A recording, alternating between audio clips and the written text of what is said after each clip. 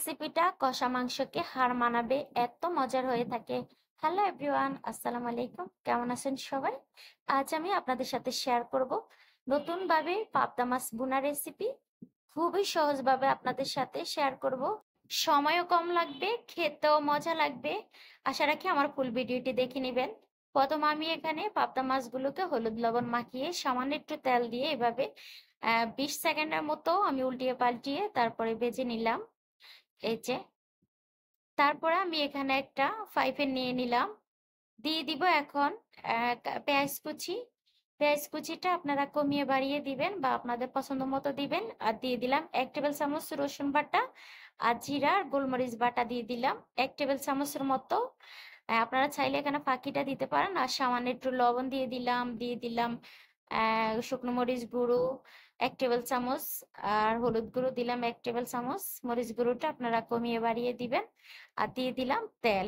যতটুক তেল আপনারা দিবেন তরকারির মধ্যে ততটুকু এখানে দিয়ে দিবেন, কারণ এরপরে আর কোনো তেল দেওয়া হবে না।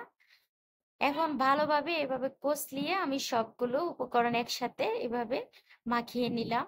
যত বেশি মাখিয়ে নেবেন ততই কিন্তু টেস্টটা বাড়বে। আর এখানে আমি দিয়ে দিলাম কাঁচামরিচ। কাঁচামরিচটা আপনারা বাড়িয়ে দিতে পারেন ঝাল বুঝে। আর দিয়ে দিলাম নর্মাল পানি।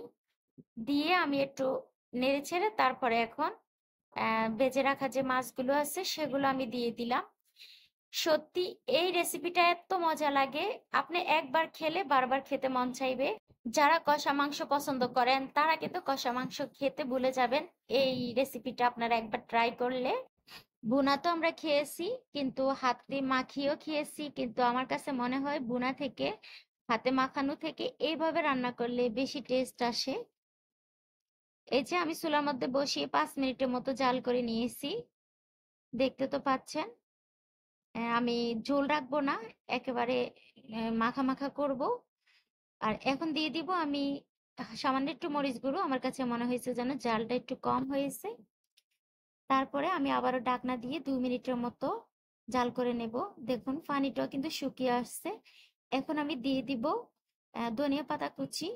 ধনিয়া পাতা কুচি কিন্তু মাখানো যে কোনো পাবদা মাছ বা অন্য কোনো ছোট মাছ এর মধ্যে দিলে কিন্তু অনেক মজা লাগে। এই যে আমি আর একটু পানিটা শুকিয়ে নিব। আমার ভিডিওটি কেমন লাগছে, ভালো লাগলে লাইক কমেন্ট শেয়ার করে দেবেন। আর নতুন হলে সাবস্ক্রাইব করে দেবেন।